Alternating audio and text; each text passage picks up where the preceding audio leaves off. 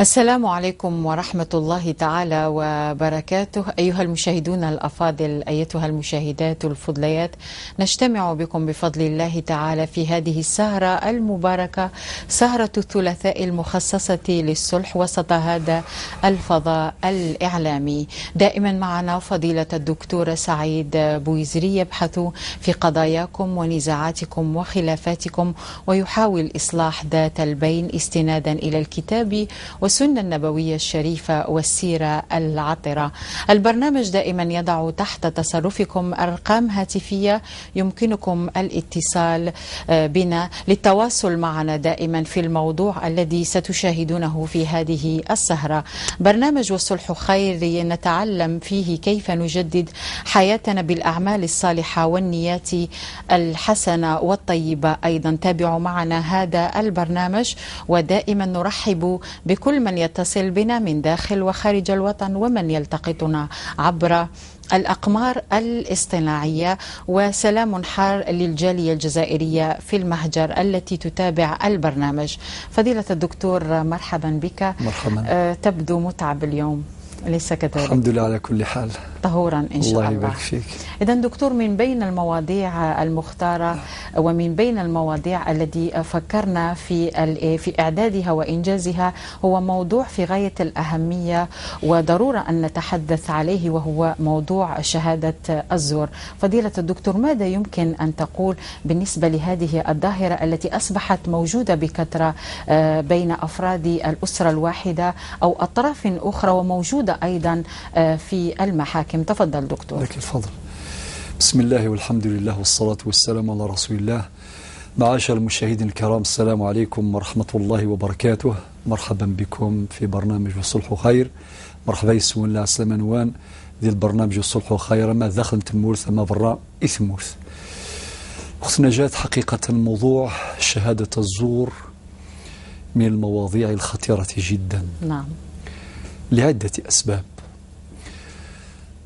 السبب الأول أن شهادة الزور تؤدي إلى تضليل العدالة، أي أن القاضي وهو يستمع إلى الشهود، والشهادة كما يعلم الجميع جزء من البينة. نعم. جزء من البينة. نعم.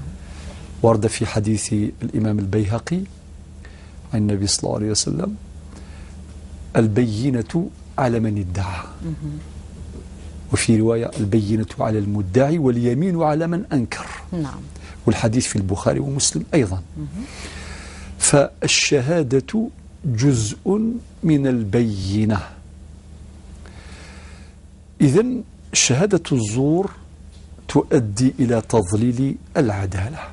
حينما يستمع القاضي إلى شاهد زور قد يقضي بناء على تلك الشهادة. نعم. فالعدالة مضللة بسبب ذلك الشاهد. نعم. شهادة الزور. السبب الثاني أن شهادة الزور تؤدي إلى ضياع الحقوق. نعم. ضياع أصحاب الحقوق. الحقوق ضائعة بسبب شهادة الزور. فالذي يشهد شهادة مخالفة للحقيقة فإن شهادته أدت حتما إلى ضياع الحقوق. نعم. والسبب الثالث هو أن شهادة الزور تؤدي إلى التمكين للباطل على حساب الحق. الباطل الذي يجب أن يزهق. قل جاء الحق وزهق الباطل كما قال القرآن الكريم. يقوى الظالم على المظلوم. فيقوى الظالم نعم. على المظلوم. نعم. ويقوى الباطل على الحق. نعم. شهادة الزور إذن مضرة جدا على مستوى المحاكم وحتى على مستوى المجتمع. نعم. والمجتمع يعيش ألوانا من المشكلات. مشكلات وقضايا عقارية، قضايا أسرية، قضايا في الحدود، قضايا في التركات، قضايا في الشركات. فيأتي أحدهم فيدلي بشهادة الزور فيضلل الناس معه، وبعد ذلك ينتج أمر خطير في المجتمع، وهو زوال الثقة. تنعدم الثقة فلا قيمة للكلمة. لذلك الكثير من الناس يرفضون الشهادة أصلا. يقول لك ما نأتي بالشهود، ويقول لك فقط الثقة في الوثيقة ليس إلا، فيرفضون الشهادة. ولكن من جهة أخرى إذا عدنا إلى الشهادة في حد ذاتها نقول أن للشهادة إيجابيات كثيرة. من هذه الإيجابيات أنها توثق العقود، أنها تحفظ الحقوق. لذلك النبي صلى الله عليه وسلم قال ألا أخبركم بخير الشهداء، يعني يخاطب الناس يقول ألا أخبركم بخير الشهداء، هو الذي يدلي أو يأتي بالشهادة قبل أن يسألها. الحديث صحيح رواه الإمام مسلم. يعني خير الشهداء أو خير الشهود في حديث النبي صلى الله عليه وسلم هو الذي يدلي بالشهادة قبل أن يسألها، يعني يبادر بها. لماذا؟ إظهارا للحق وإبطالا للباطل. وكأن هذا الحديث يمهد لقوله تعالى ولا تكتموا الشهادة. ولا تكتموا الشهادة. أمر في القرآن الكريم في سورة البقرة في الآية 283 ولا تكتموا الشهادة ومن يكتمها فإنه آثم قلبه. آية صريحة. الذي يملك شهادة حق لا يجوز له أن يخفيها. إذا لم يدل بشهادته يضيع الحق ويتمكن الباطل، يقوى الظالم ويضعف المظلوم. لذلك جاء التحريم الصريح في هذه الآية القرآنية في سورة البقرة، عدم جواز كتمان الشهادة. هذا بالنسبة لشهادة الحق. وكم من شهادة حق أظهرت الحقوق وأرجعت الحقوق إلى أصحابها. أما شهادة الزور فيكفي أن نذكر حديث النبي صلى الله عليه وسلم وهو يقول ألا أنبئكم بأكبر الكبائر، يخاطب الصحابة الكرام. ألا أنبئكم بأكبر الكبائر؟ قلنا بلى يا رسول الله.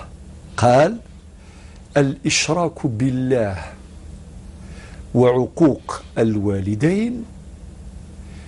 وجلس وكان متكئا ثم قال ألا وقول الزور، ألا وقول الزور، ألا وقول الزور. الصحابة يقولون كان يكررها حتى قلنا ليته سكت. الحديث الصحيح في البخاري ومسلم. مع النبي صلى الله عليه وسلم ذكر 3 من الكبائر، يعني من الموبقات الكبرى. الإشراك بالله، الموبقة الثانية عقوق الوالدين، والثالثة وأكد عليها مرارا ألا وقول الزور، ألا وقول الزور، ألا وقول الزور. إدراكا منه صلى الله عليه وسلم أن شهادة الزور تؤدي إلى دمار البيوت، تؤدي إلى قطع العلاقات، تؤدي إلى دمار الأواصر، تؤدي إلى إعانة الظالمين، تؤدي إلى إضعاف المظلومين، تؤدي إلى انتهاك الحرمات، تؤدي إلى ضياع الحقوق، تؤدي إلى التمكين للباطل من أجل، وتؤدي في الأخير إلى زوال الثقة بين الناس. معليش استقبلت الأخت نجاة باش تفهمني مزانا.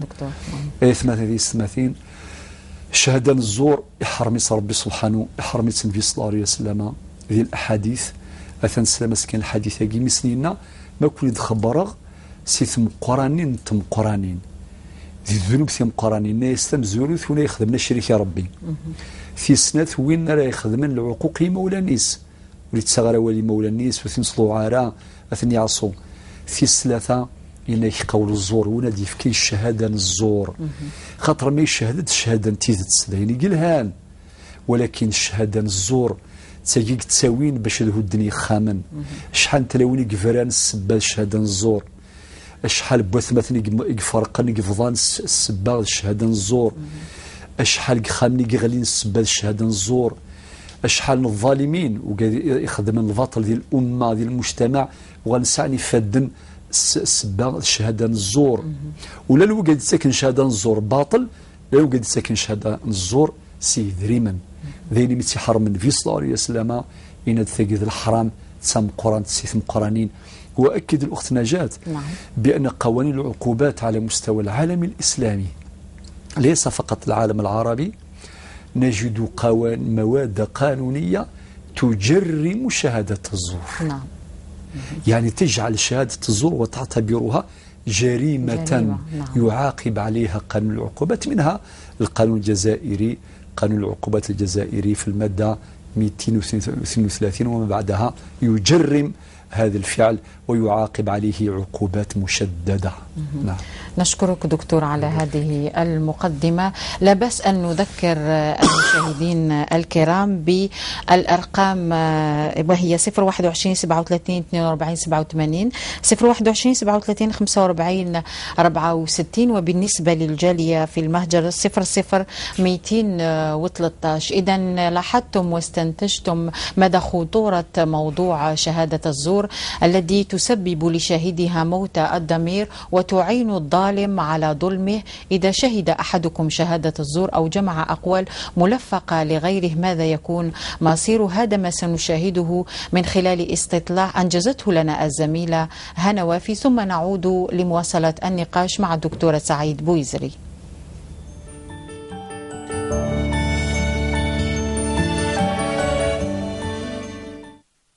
شهادة الزور الأول كاع الإنسان كيما يشوفش حاجة ويروح يشهد فيها ويقول شفت.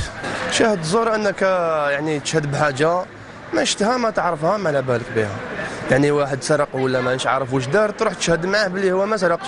تشهد في حاجة زور كما نقولوا نتاع حاجة نتاع باطل انت ما تكونش وتكونيها. شهادة الزور معناتها كشو واحد يشهد على حاجة اللي ما يعرفهاش ما يشوفهاش.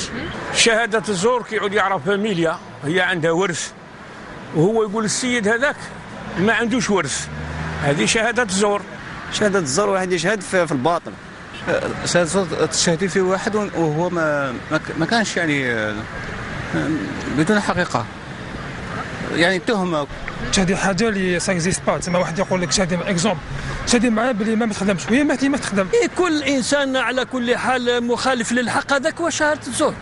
اعوذ بالله، الا وشهاده الزور الا وشهاده الزور هذاك فيه. يعني يقدر ياكل حق الناس، يقدر ياكل مانيش عارف نيمبورت كل حاجه. شهاده الزور بيس قال عليها ربي بلي ماشي مليحه ماشي مليحه.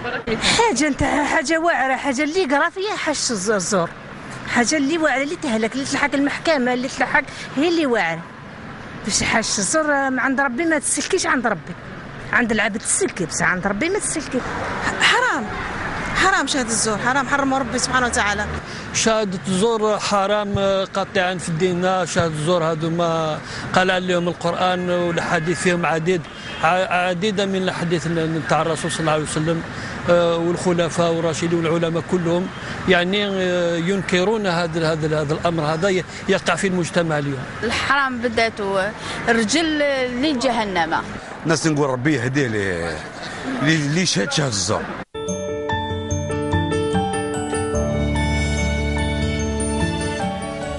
إذن شهادة الزور واضحة الأضرار سيئة الآثار، هذا ما استنتجناه من خلال هذا الاستطلاع. نواصل النقاش مع فضيلة الدكتور سعيد بويزري في انتظار استقبال مكالماتكم الهاتفية. فضيلة الدكتور، ما هو انطباعك حول هذا الاستطلاع الذي يقول فيها الجميع أن شهادة الزور حرام أن يفعل فاعل بها؟ الحمد لله اتفقت كلمة الجميع، نعم، رجال ونساء صغارا وكبارا، على أن شهادة الزور محرمة، نعم، شرعا وقانونا وممنوعة قانونا، وأن شهادة الزور لها أضرار كثيرة في المجتمع، وأن شهادة الزور تؤدي إلى ضياع القيم ودمارها، نعم، وتؤدي إلى ضياع الحقوق وزوالها. ويكفينا هذا في الحقيقة حينما يستنكر الجميع شهادة الزور التي تخالف الحقيقة. إن شهادة الزور ليس فقط أن يأتي الشخص بكلام أو بشهادة تخالف الحقيقة، ولكن أحيانا يعني يخترع من عند نفسه ما لم يكن قائما أصلا. نعم. كأن يأتي شخص مثلا يقول أنا نشهد بأن فلان مد دراهم لفلان نعم. على سبيل الاستثمار. الآن هذا الثاني هذا راه ربح في الشركة نتاعو، معناتها لازم هذاك صاحب المال بين قوسين المزور يشارك معه في الأرباح ويشارك معه في رأس المال الشركة. فهذه شهادة زور لأنها تخالف الحقيقة، اخترع من عند نفسه ما لم يكن أصلا. نعم موجود. وفيه مسألة مهمة جدا الأخت نجاة، أنه كاين اللي يقدم شهادة الزور مجانا، وكاين اللي يقدم شهادة الزور بالفلوس بالأموال. نعم. رشوة. نعم. بالرشوة. نعم. هناك من يستقبل الناس ويقبل منهم مبلغا زهيدا أو ليس بزهيد على أن يدلي بشهادته أمام المحكمة أمام القضاء وأمام الناس، ولكن بمقابل مادي. هذا يبيع آخرته بدنياه ولكن بعرض زائل. نعم والعياذ بالله. دكتور، نعم. نستقبل أول مكالمة من السيد أرزقي من ولاية زيوز. السلام عليكم. انقطعت المكالمة دكتور. إذا كنا نقول أن شهادة الزور من أكبر الكبائر، لكن هي لديها ربما هناك وسائل الاستعمال هذه الشهادة تختلف بين وسيلة وأخرى. في بعض الأحيان دكتور يجتمع بعض الأشخاص يقول له مثلا حبيت نخدم ورقة في البلدية ولا تقدر تجي تشهد معايا. نعم. وهذه أيضا تحدث مرارا وكثيرا. نعم. أمام في البلديات وفي المحاكم وإلى آخره. يقول واحد شهد معايا بأنه فلان ماهوش خدام، ليس عامل، ليس له وظيفة ولا وظيفة، أو مثلا ما عندوش سكن، هو عنده سكن من أجل الاستفادة من سكن آخر، يأتي بالشهود الذين يشهدون له ومعه بأنه لا يملك سكنا فيشهدون ويوقعون. وكذلك في أمر الزواج أيضا هناك من يأتي بشهود الزور فيشهدون خلافا للحقيقة. وكذلك في أمر التركة كما قال أحدهم في الاستطلاع. وكذلك في أمر التركة، وكذلك في أمر الحدود حينما تثبت الحدود بين ملكية وأخرى، فأيضا يأتي الشخص بشهود زور فيشهدون بأن الحدود في هذا المكان وليس في هذا المكان. يدل بشهادة تخالف الحقيقة. يعني أوجه ومظاهر شهادة الزور كثيرة لا تحصى. نعم. إذا نأخذ مكالمة من ولاية سوق هراس. السيد عمار. السلام عليكم. السلام عليكم الأخت نجاة. السلام على فضيلة الدكتور سعيد بويزري، ونطلب من الله عز وجل أن يشفيه ويشفى جميع مرضى المسلمين. أما فيما يخص الموضوع بدون إطالة، نعم. شهادة الزور هذه منتشرة في الجزائر بكثرة. نعم. وشهادة الحق وشهادة في سبيل الله قليلة جدا. والسبب أولا يعود إلى المواطن الذي يشهد شهادة الزور كما قال السعيد دكتور بويزري في مقدمة الموضوع. لكن للأسف نعم. يقدم مواطن شكوى إلى وكيل الجمهورية بأنه ضربوا واحد ولا حجر، ويروح الطبيب الشرعي ويجيب شهادة طبية تثبت العجز تاعو وتدير له الشرطة ولا الضرب محضر سماء، ويبعثوا محضر سماء أمام وكيل الجمهورية أسبوع الأسبوعين، يرجع وكيل الجمهورية الاستعانة بشاهد أو بشاهدين. نعم. هنا حتى العدالة أحملها أمام الملأ 70%. 70% على مستوى الإقليم زي الولاية تاعنا أي قضية يرفعها مواطن سواء في العقار ولا في الاجتماع ولا في الشؤون الاجتماعية ولا في الجزائر إلا ويخبر من طرف وكيل الجمهورية الاستعانة بشاهد وبشاهدين. هل المواطن خرج في الطريق ضربوا واحد كسر له رجله، مين راح يجيب الشهود هذا؟ هنا أحملوا القضاء وعنده دور كبير في الشهود وعندهم المحاكمة. لماذا رئيس المحكمة لم يستدعي الشهود؟ يستدعيهم المرة الأولى والمرة الثانية، المرة الثالثة يصدر حكم. لماذا القاضي هنا ما دام طلب على المواطن الاستعانة بشاهد، لماذا القاضي لم يطلب الشاهد بالقوة العمومية اللي مستجيب إلى أمر القاضي؟ والسلام عليكم ورحمة الله. بارك الله فيك، نشكرك سيد عمار. بالنسبة لهذا التدخل وهي عينة من الواقع في المناطق، ويقول عمار إنها منتشرة بكثرة في بلدنا. قبل ذلك نأخذ مكالمة من ولاية شلف من أمين. السلام عليكم. السلام ورحمة الله. السلام عليكم وعلى الشيخ وعلى جميع المشاهدين والمشاهدات. أهلا، وش راكي؟ لاباس الحمد لله. الحمد لله بخير. عايشك، تفضلي. مانيش راح نهضر على الموضوع هذا. نعم. ما عندي لا دخل فيه، ولكن ما نقدرش نناقش فيه. المكالمة اللي قال لي الشيخ بويزري نكلمك على الثلاثة اللي فاتت، وعطيت له الرقم تاع الهاتف وما كلمنيش. حاولت مرارا. حاول ممكن تخلي الرقم من جديد، لأنه حاولت نعم. عشرات المرات ولم أوفق. نعم. سيدة أمين. نعم. ممكن تخلي رقمك مرة ثانية؟ تفضلي. صحيح. خلي رقمك تشدوا السيدة معها. شكرا. بارك الله فيك. السلام عليكم. نعم. في بعض الأحيان المكالمات الهاتفية خاصة في الليل يعني دكتور هناك مشاكل بالنسبة للكونيكسيون، وهذه نعاني منها كثيرا. وأحيانا الرقم يكون خاطئ، ربما لأنها كانت تبكي، ربما غلطت في رقم أو اثنين. طيب دكتور عمار من سوق هراس يقول أنها منتشرة في الجزائر شهادة الزور، وحمل القضاء هذه المسؤولية، ولكن يقول الشهادة لله قليلة جدا، ولكن شهادة الزور هي التي أكثر فأكثر نعيشها في هذا الواقع. كيف ما هي أفضل الحلول بالنسبة لهذه المشكلة فضيلة الدكتور؟ الله يبارك فيك. أولا الأخ عمار جزاك الله خير على المشاركة. فنقول لك في الحقيقة يا أخي العزيز، هذه الظاهرة هي ظاهرة لها عدة أسباب. هناك والجميع مسؤول. استحضروا حديث النبي صلى الله عليه وسلم: كلكم راع وكل راع مسؤول عن رعيته. كلنا لنا مسؤوليات. كيف؟ ضعف الوازع الديني من أسباب انتشار شهادة الزور. نعم. فالإنسان الذي يضعف إيمانه ولا يخاف من وعيد النبي صلى الله عليه وسلم، نعم، وهو يقول: ألا أنبئكم بأكبر الكبائر. نعم. لا شك أن ضعف الإيمان، ضعف الوازع الديني من أسباب انتشار ظاهرة شهادة الزور ونقص أو ضعف شهادة الحق.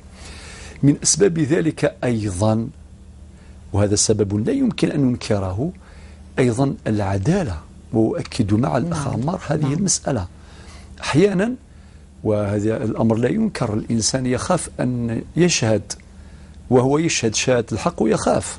نعم. يأتي كشاهد وقد يتحول إلى متهم. فالأمور لا تجري على ما يرام بصراحة. طبعا لا نتهم جهاز العدالة كلية أبدا، ولكن نتحدث عن الظواهر السلبية من أجل علاجها. نعم. وعلاج هذه الظواهر السلبية أمن لنا وأمان، وسلم لنا وسلام للجميع. نعم. لتعود الكلمة الحق، يعني يعود لها وزنها وقيمتها، وتحفظ الحقوق، ويزهق الباطل من جهة أخرى. نعم. ويتشجع الناس على الإدلاء بالشهادة. أن يأتي الشاهد ويبقى في المحكمة طول النهار. نعم. طول النهار. نعم. وقد تؤجل القضية. نعم. ثم يأتي وتؤجل القضية، يقول خلاص أنا ما دخلي في هذا الموضوع. ما دخلي في هذا الموضوع. نعم. طول النهار وأنا أنتظر الإدلاء بشهادتي ولا تتاح لي الفرصة. نعم. هو يأتي لتقديم خدمة أو نعم. لأداء واجب في الحقيقة أولا. أيضا نعم، في إظهار الحق والعدالة. نعم. فبالتالي هذا عامل من العوامل. أيضا عامل آخر عدم تأمين الشهود، لأن الشهود قد يتعرضون للضغوط المختلفة. نعم. بالترغيب أو بالترهيب. أذكر في إحدى المرات شخص جاءني يستفتي في مجال الفتوى، قال: هل يجوز لي أن أنكر الشهادة؟ طبعا كان الجواب صريحا، الآية القرآنية واضحة في سورة البقرة. نعم. لا يجوز أن تنكر الشهادة. شهادة حق تدري بها. ولكن قال لي بعد ذلك: أنا مهدد في حياتي، مهدد في حياتي لو أدليت بشهادتي نعم. كما هي نعم. قد أقتل في أي لحظة. نعم. وهنا أثير مسألة في غاية الأهمية، ما هي ضمانات الإدلاء بشهادة الحق؟ وهذا مهم جدا. نعم. دكتور. نعم. نعم. لذلك الإمام ابن حجر العسقلاني في كتابه القيم بلوغ المرام في كتاب القضاء في بابي الشهادات والدعاوى والبينات جاء بهذه الأحاديث وشرحها وأكد على أهمية هذه الأحاديث النبوية المتعلقة نعم. بالشهادة عموما وبشهادة الزور وخطورة شهادة الزور في المجتمع وفي مجال التقاضي وفي مجال الحقوق وفي مجال العلاقات الاجتماعية. لذلك نقول ظاهرة نتعاون عليها جميعا نعم. جميعا من نعم. أجل علاجها من أصولها. لا نعالج فقط أعراضها لسيمبتوم، ولكن نعالج هذه الظاهرة في أصولها. نعم. دكتور، نأخذ اتصال من العاصمة. السيد سعدي معنا على المباشر. السلام عليكم. السلام عليكم. شكرا أختي. مرحبا بك خويا. والحمد لله. وانتم؟ الحمد لله. تفضل سي سعدي. باغي نسأل الأستاذ الكريم على شهادة الزور. نعم تفضل. أنا عندي يما توفت في 30 سبتمبر هذا اللي فات. توفت في سبتمبر اللي فات. نعم. نعم. وعندي خويا الكبير واحد المرة يما هذه شكات بها عند لابوليس. نعم. وهو شهد الزور باللي نسيبناه هو اللي شكا به. نعم. الو مانيش عارف الموقف تاع الدين في قضيه تاع واحد يشهد على واحد اخر بانه شكا به لابوليس مع انه ماشي هو، لا واللي هي الام يعني. نعم. يعطيكم الصحة. بارك الله فيك. نشكرك سيد سعدي من العاصمة. إذن هذا واقع، يعني يقول أن الأم تاعو توفات في سبتمبر 2012 وكي كانت حية شكات بالأم بوليدها عند الشرطة، وهذا الولد يقول باللي نسيبه هو اللي شكا به. نعم. في الحقيقة هذا مما يقع أيضا في المجتمع وبكثرة للأسف الشديد. نعم. دكتور، لماذا في هذه الحالة نفكر في شخص آخر حتى نلفقوا له الشهادة؟ بالضبط. نعم. لأنه الإنسان إذا كان عنده كما نقول نوازع الشر في قلبه، نعم، فينتظر مثل هذه الفرص، نعم، ليلفق له تهمة. نعم. مادام هناك شكوى يكون ربما عنده مشكلة بينه وبين هذا الصهر، نعم، فيلفق له هذه التهمة. نعم. وهذه شهادة زور باطلة.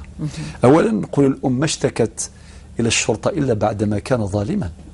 لا نجد أما إطلاقا فوق الكرة الأرضية تشتكي بابنها وترفع شكوى ضد جهات رسمية أمنية أو قضائية، نعم، إلا إذا كان تجاوز الحدود.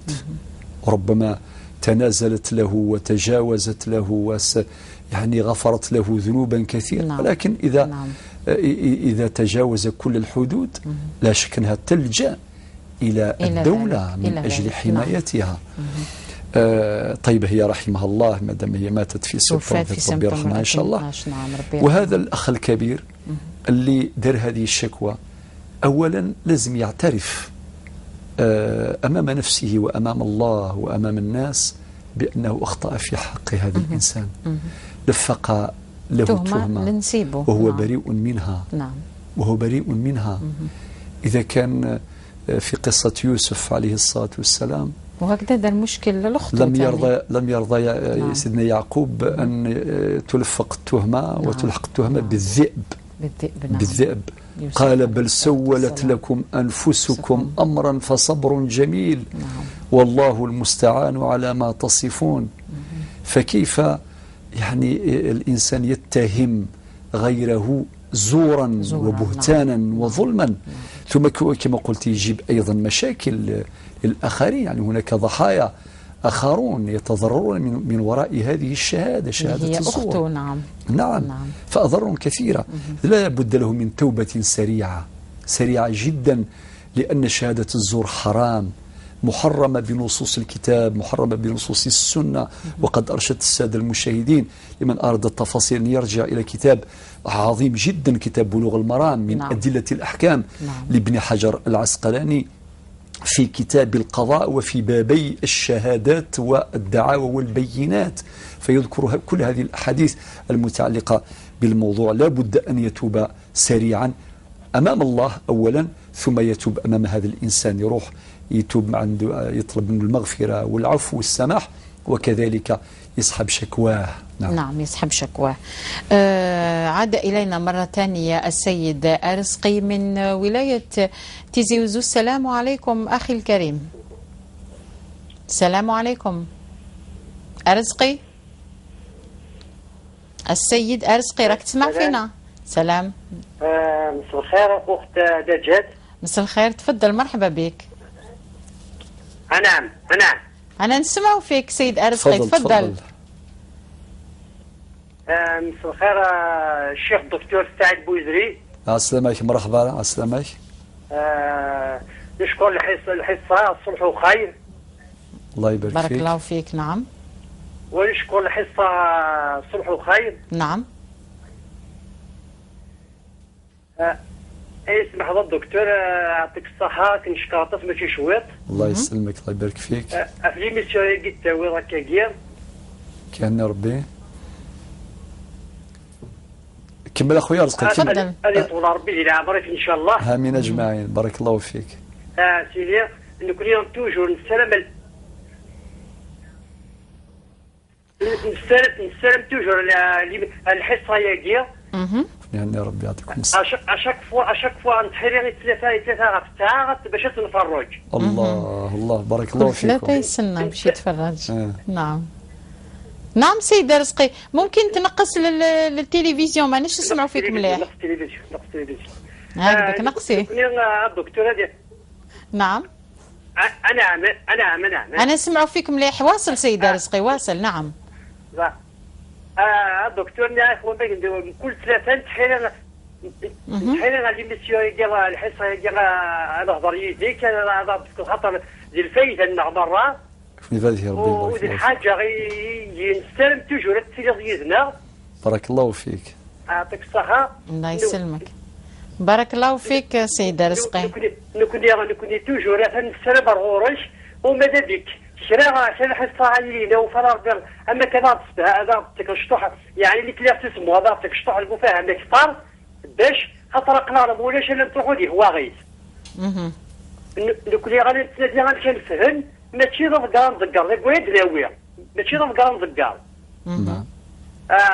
ولو اني نعطيكم الصحه في مشاهد في الحصه هي يسلمك يسلمك. ان شاء الله من كل سمانه غير سمانه غادي ونستولنا قبل ما تسهيل ما سيولنا ديال الفايده لنا باش انا نتعلم شابوني اللي الدوليس اللي فاهمه غادي ديالو ماشي ضغار يضقر. ان شاء الله. بارك الله فيك. الله يبارك فيك، يعطيك الصحه. يعطيك كنشكرك طاسي الدكتور كنمشي لهنا ونطول على بالك الليل واذا كدي السيول داغل ونتطفى صواب طاس الحمد لله ممكن يوم ورا امن عاش ان شاء الله سمري ديال تون دعنا نهضر شو فيه. مرحبا يسلمك. نشكرك سيد رزقي على اتصالك.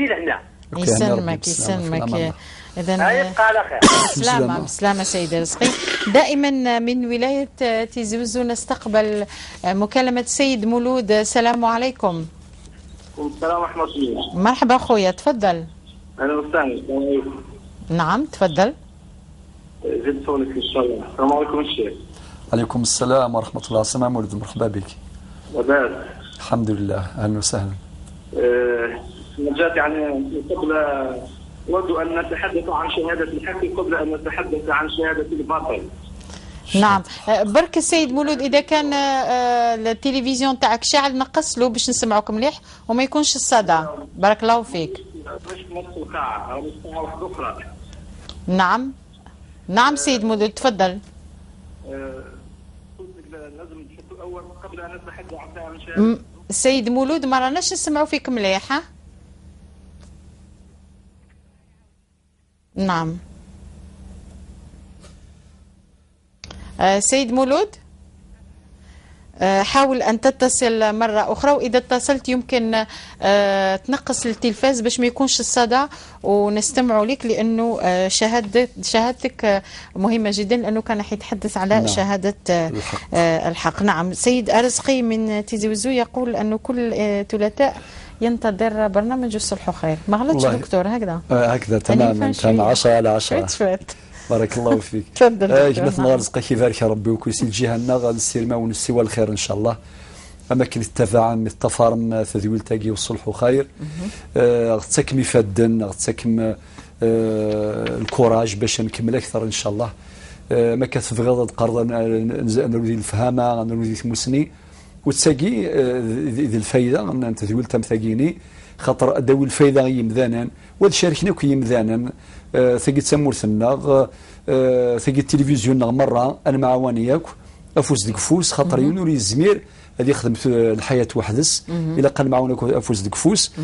كنا ثاقي مثلا رزقي انا خدمه ثزمر غير من الزمر باش اني اللي ديال المرغوب نوان انفروثي لوفا غير من الزمر نكسو غورن يمذن اين من الزمر ونزو السيرم ذو قولاون ونكس لايس سقولاون خاطر لايس ما يزدغ اولاون سوى فخسرت كناريلين. يعطيك الصحة مثلا رزقك يحفظ ربي وما كنقال دعوة الخير نزيك التقفايليث يشفك ربي السر اللي سر ويشفك ربي لهنا تسلويث. نعم. دكتور في انتظار اتصالات المشاهدين نمر إلى البريد الإلكتروني ويصلنا بكثرة بمواضيع مختلفة. فاطمة من فرنسا تقول نشكر برنامج والصلح خير، حاولت الاتصال مرارا ولم أتمكن من التواصل مع البرنامج على مدار الحصة. تقول دعاء لابنة أختها بالشفاء فضيلة الدكتور في برنامج والصلح خير. نعم. الأخت فاطمة من فرنسا نشكرها جزيل الشكر، كما نتوجه بالشكر الجزيل وبالتحيات الطيبات لجاليتنا المسلمة ببلاد المهجر. نعم. وإن شاء الله ربي يجعل إقامتكم جميعا في تلك البلاد إقامة إيمان وتقوى وخير وعلم وهناء وسعادة. ونشكرها بزاف على دعمها للبرنامج. نعم. ودعمها لحالات اجتماعية في الجزائر، الأعمال الخيرية. نعم. وأما بالنسبة للهاتف في الحقيقة هناك شكاوى كثيرة تأتي. نعم. ولكن ما عسانا أن نفعل يعني الخطوط مفتوحة دكتور. نعم. سواء هي حينما تتصل مع أناس كثيرين يتعذر أو نحن أيضا يتعذر عليهم. يعني الله شاهد على ما أقول. في كل مرة يعني اتصل أحيانا ب100 واحد في اليوم الواحد يعني ليس بالأمر الهين. وعلى مدار ساعتين 3 ساعات في الهاتف. وأحيانا أحاول مرارا أن أتصل بأحد الأشخاص ولا أتمكن. التكنولوجيا هذه أحيانا تلبي الرغبة وأحيانا لا تلبي. وأحيانا تتعب منا يعني دكتور. بالنسبة لابنة أختها إن شاء الله ربي يشفيها وربي يعجل بشفائها. ونطلبوا من جميع المشاهدين إن شاء الله باش يدعيوا لها كما يدعوا لجميع مرضى المسلمين. نسأل الله عز وجل أن يعجل بشفائها وأن يعجل بشفاء جميع المسلمين. نعم. إذا نغتنم الفرصة أيضا لنرى في بريد إلكتروني آخر. سهيلة من فرنسا تقول قضيتي هي أن والدتي تعاني من مشاكل مع إخوتها مع دراسة عادتهم ليهاجروا إلى فرنسا وأحسنت إليهم، لكن الآن لما استقرت أوضاعهم وفرج عليهم ربي قطعوها وهجروها.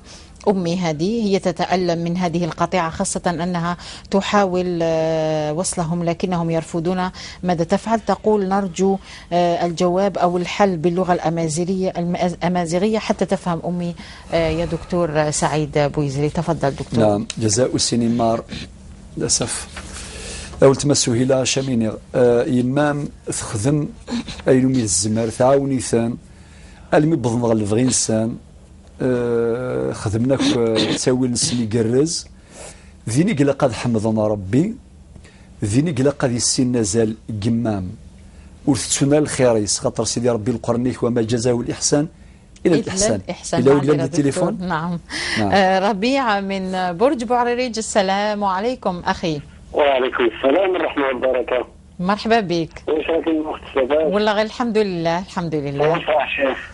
الحمد لله الحمد لله. مريت شوية الشيخ اليوم.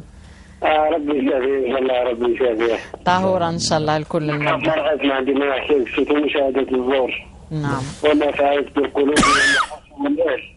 السيدة ربيع ما راكش شعل التلفاز تاعك؟ لا طافي. نعم. طيب رانا نسمعوا فيك أحسن، واصل من فضلك. الله يحفظك أختي. إن شاء الله. وما فعلت بالنفوس وفرقت الأهالي وصار الأهل لا يزورون بعضهم. نعم. والله شفت حوايج وهذه كما يقول لك الإنسان حتى ولا يحشم باش يروح يزور أهله. يحشم باش يروح يزور أهله. نعم. باش يبتغي صلة الرحم. صلة الرحم نعم. والله كما يقول لك لما زار الرسول صلى الله عليه وسلم أحد الصالحين قالوا ما تراك؟ قالوا إني أخشى الله وأخاف ذنوبي. كيفاش نصيدوا الرحم مشات الزور هذه صارت في بلادنا. نعم. فرقت ما بين الأهل والأخ ما بين ما عندي ما أحكي لك، ما نقدرش نعبر لك الشعور تاعي، ما نقدرش نعبر. يعجز اللسان تعبير صرت الأشياء هذه. نعم للأسف الشديد. نعم. الأب ولا الشهد الزور، الأم كلمة ليه، إخوات أخوات أعمام عمات خالات. شهادة الزور بين أفراد العائلة. نعم. والله العظيم راني نشوف فيك متأسف يا سيد ربيع من برج بوعريريج. والله العظيم ما نكذبش عليك. تبدو. نعم. أسفي على أمتي. نعم. على نفسي وعلى أمتي. على نفسي وعلى أمتي. بارك الله فيك. كيف؟ اسمحي لي نكمل لك هذه. تفضل. كيف على أسفي وعلى أمتي؟ نعم. أسفي على نفسي لأني لا أستطيع كيف أحل هذا المشكل. ممكن تخلي رقم التليفون تاعك سيد ربيع؟ تحت المشكل. خلينا الرقم تاعك حتى نشوفوا في المسألة، ربما نقدروا نحاولوا نتصلوا بك، يعني ماهيش نحاولوا، وربما نتنقلوا إلى منطقة برج بوعريريج. مرحبا بك. لأنه حلينا مشكل في برج بوعريريج تاع صلة الأرحام. حلينا في برج بوعريريج والحمد لله. ان شاء الله. ما تتأسفش كثير، ثق في البرنامج، خلي رقم التليفون تاعك ان شاء الله، خلي رقم التليفون تاعك، راح نتصلوا بك ان شاء الله مع فضيلة الدكتور سعيد بوزيري، وسيكون الحل باذن الله، يعني ان شاء الله باذن الله. بارك الله فيك، نشكرك جزيل الشكر. ربي يعاونك انت على هذا المشكل ايضا. محمد ان شاء الله. ان شاء الله. لنا فيه خير وصلاح وسداد ان شاء الله يا رب العالمين، لنا اجمعين يا رب العالمين. اذا دكتور ربيع من برج بوعريريج، رب شهادة الزور بصلة الارحام. نكمل سهيلة في فرنسا. نعم. نعم ولتما سهيلة يمام تخدم سناك شو فغان بظن غل فغين سن ذيني قلا قد حمضنا ربي، ذيني قلا قد السنة زاليس، خاطر النبي وش فيه صلى الله عليه وسلم يناد من لا يشكر الناس لا يشكر الله، يعني ونقرر يخدم الخير اعطيك الصحة كيف بارك ربي مع نتا وقي قرنس كافر بالنعم، خاطر إلا الكفر كفران، كفر الملة كفر النعمة.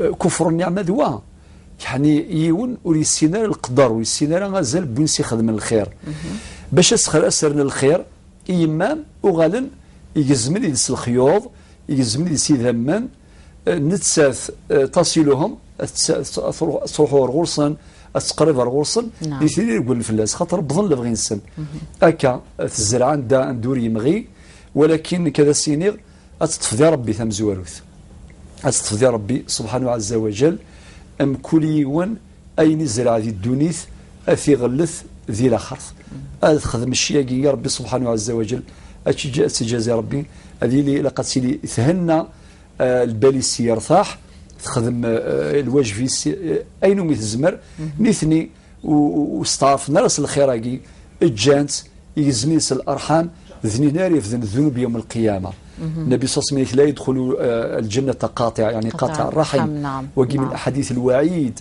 ونار يزم الأرحام يرحم صلة الأرحام معاشر الناس. بصراحة يعني تجي أزمة كبيرة جدا جدا جدا. نعم. خاصة خدمة الخير الناس يد الشر نكون سيدي هذا ربي سيدي هذا ربي ما ننسى تستفيد ربي أتشاوز ربي سبحانه عز وجل ربي وتستطيع. نعم إن شاء الله. دكتور من فرنسا نستقبل مكالمة السيدة نبيلة. السلام عليكم. وعليكم السلام ورحمة الله تعالى وبركاته. مرحبا بك نبيلة، تفضلي. حبيت نسقسي الشيخ المفتي، عندي أنا مشكل مع أخوتي. مع أخوتك؟ نعم مع أخوتي وي. باعوا لي طف تاع تراب وبس ما كتبوهليش، سلكتهم فيه وما كتبوهليش. ودوكا خرجوا عليا الطريق قالوا تاعنا ولا فامي كامله كاع على بالهم باللي باعوا لي، واحد حب يشد معايا وحنا ناويين في الشرع، والشرع ما عندي حتى وثيقه باسم تاعي انايا، باعوه وهو اللي باعوه لي يبني فيه. ما حيا وخوتي كل على بالهم وواحد ما حب يشد معايا. نعم مش هذا هو مشكلك. نعم مش باغيين يشهدوا معاها يعني. نعم مش باغيين يشهدوا معاها. ما باغيين يشهدوا معايا وي، ما حبوش يشهدوا معايا في الشرع. تعرف الشرع تاع الجزائر يحبوا قالت الوثيقه. نعم ما حبوش يشهدوا معايا وداوه لي. واضح. نبيلة من فرنسا، بارك الله فيك. بكم بركة. سنرى في هذه القضية دكتور. نعم. ربيع من برج بوعريريج. شريت قبل ذلك مولود انت زيزو مادام عطاها فكرة. نعم اعتقد فهمت. نعم يعني نعم منها. نعم. الاخ مولود ثرما يوفقك ربي باش هذو غرض ماذا بك. نعم. باش يكمل الفكرة نتاعو فكرة طيبة. قال قبل أن نتحدث عن شهادة الزور نتحدث عن شهادة الحق. الحق نعم. لابد من تعليق بسيط. نعم تفضل دكتور. صحيح لو كثرت شهادة الحق لما كان للشهادة الباطل مكان. أن تغزو مكانها. نعم. نعم. ونربط واش قال الأخ مولود جزاه الله خير بما قالته الآن الأخت نبيلة من فرنسا. نعم. هي قالت باللي هي شرت قطعة أرض من خوتها، معنى باعوا لها. نعم. ما كتبوش. نعم. العائلة كلها تشهد. نعم. العائلة كلها تعلم ذلك. نعم. ولكن هي قالت ما كان حتى واحد شهد معايا. إذن وعدم الشهادة هو في الحقيقة شهادة. هذه مسألة مهمة. نعم. الساكت عن الحق كالناطق بالباطل. أعيد. نعم.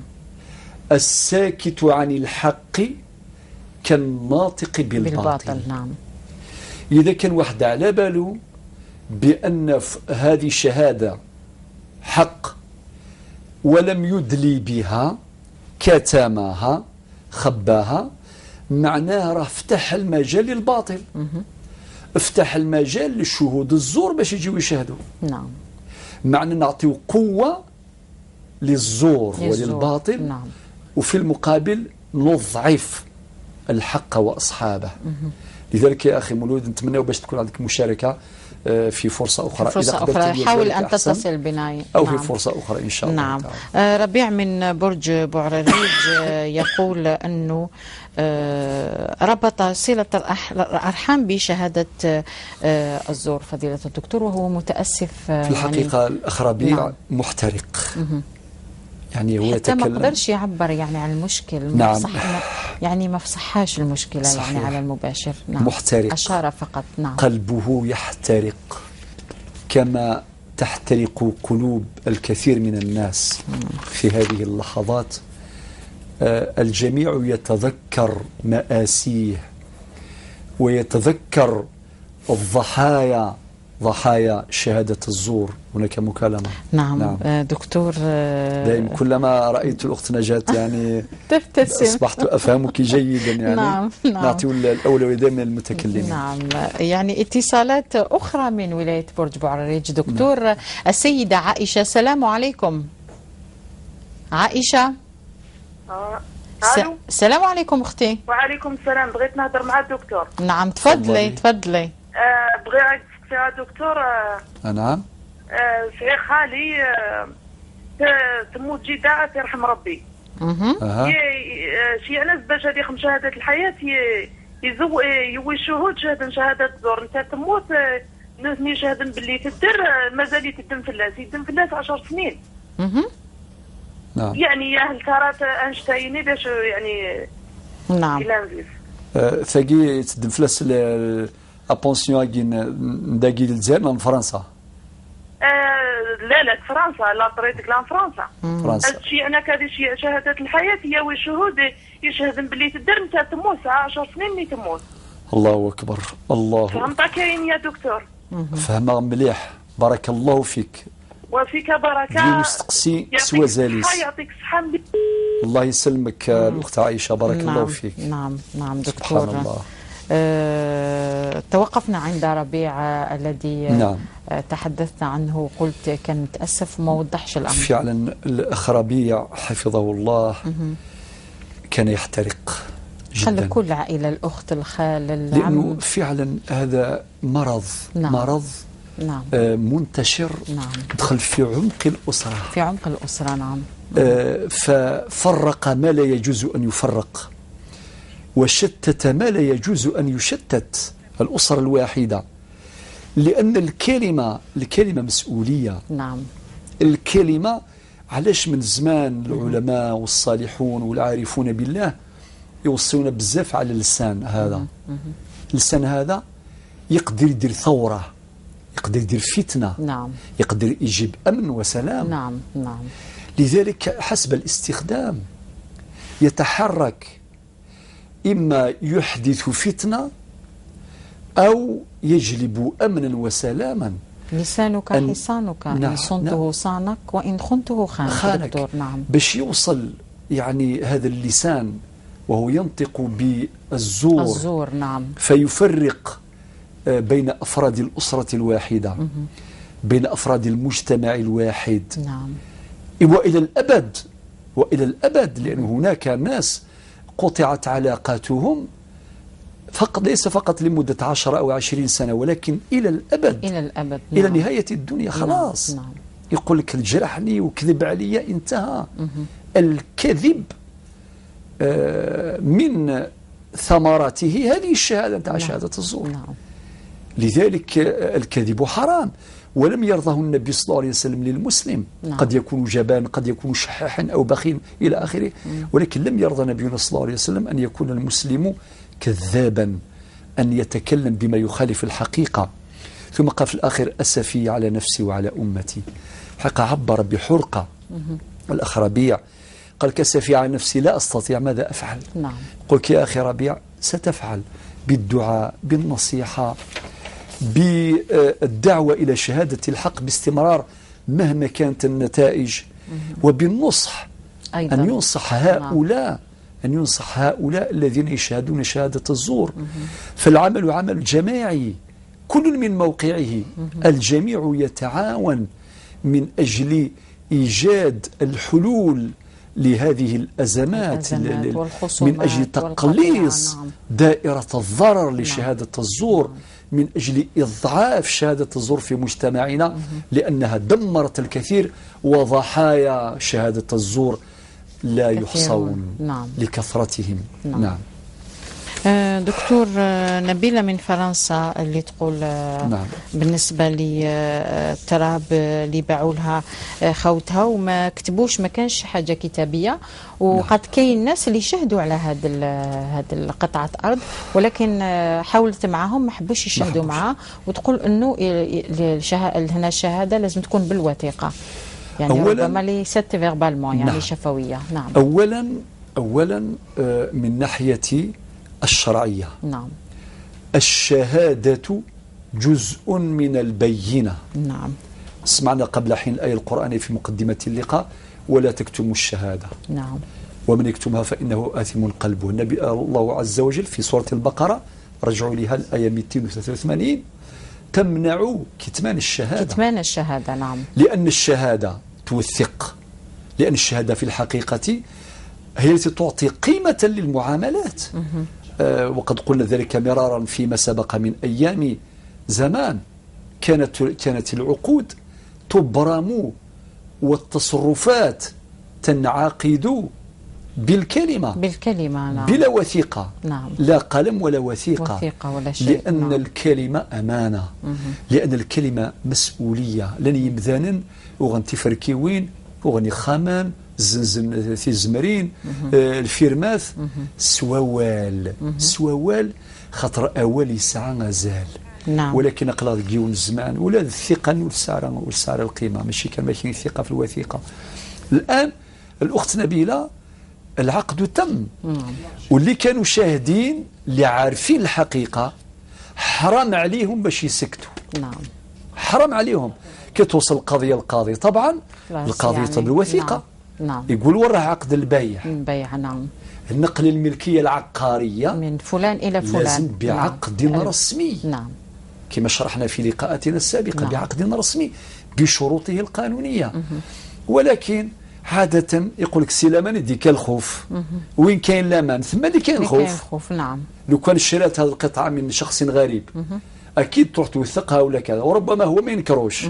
ولكن للأسف داخل الدم، داخل الأسرة الواحدة هناك الأقارب، ثم اللي يكون النكران، يكون الغدر. وهذا لون من ألوان الخداع. نعم. لون من ألوان الغدر. نعم. نقول العائلة اللي عارفة قال الحقيقة لازم تشاهدوا شهادة الحق. لازم تروحوا إلى الجهات الرسمية. نعم. باش تشاهدوا بأن العقد قد تم، بأنهم قبضوا المبلغ، وبأن هذه اشترت قطعة الأرض. علاه تربحوا مع ربي سبحانه عز وجل. 2 ترجعوا الحق المولاها الأخت نبيلة من فرنسا. نعم. رقم 3 تنجيوا أرواحكم وتنجيوا هذو الخوة هذو نعم. من جهنم. نعم. تنجوهم، تنجوا جميعا من جهنم، وإلا والله إن عذاب الله لشديد. ما كان يقرأ الشيخ محمد الحسين تسنى غندنا في ثمورث وريز راح دويت سيلان إن كنت سراجل موث لقرار نغضي زشوان. لقرار نغضي زشوان. نعم. يعني هذه القطعة الأرضية اللي بها يدخلوا جهنم واش يربحوا؟ باعوا آخرتهم بدنيا غيرهم. نعم. هذا الشهود هذا. نعم. باعوا آخرتهم بدنيا غيرهم. نعم. إذن لازم يسرعون ويسارعون الإدلاء بشهادة الحق. نعم. وإلا فهم مسؤولون أمام الله. نعم. وسيعاقبون في الدنيا قبل الآخرة. نعم دكتور، لم يبقى من الوقت إلا القليل. بالنسبة لعائشة من برج بوعريريج، تفضل دكتور. الأخت عائشة من برج بوعريريج هذه شهادة أيضا شهادة باطل. نعم. خطيرة لأنه نعم. كثير الناس يوقعوا فيها. نعم. من فرنسا باش يقولوا اعطونا شهاده الحياه. فيجيب شهود يشهدوا باللي راهي الانسان هو حي، المراه هذيك العجوز هذيك راهي حيه وما ماتتش. نعم. ويبعثوا هذيك الوثيقه لفرنسا، وهذيك لابونسيون هذيك نعم تجي المنحه تجي. نعم. على مدار 10 سنوات. 10 سنوات. وكاين منهم اللي يبرر هذا، يقول لك نورمال سولتو مع فرنسا. يا ولدي نقول لكم ما يلي، ربي يقول لا تأكلوا أموالكم بينكم بالباطل، هذا سحت، هذا حرام. نعم. هذا من غلط مع عائشة جيدا مثل مثل فلاسي عفو ربي خالي مين خدمة كثاقي شهادة الزور أما نتسا أما ذو قاذي يبوي أكن مالان الشهود الزور يا 10 سنين أين يقثدم أبونسيون المنحاني ذي الحرام فلاس ذي جهنم غاسي تسرس عبوضيس وربي في حاسب السيدة سيني روح غيول أتعترفض الريثري مني فافيس موري زميرة لا غثلي صدقي لنا الفقراء. نعم.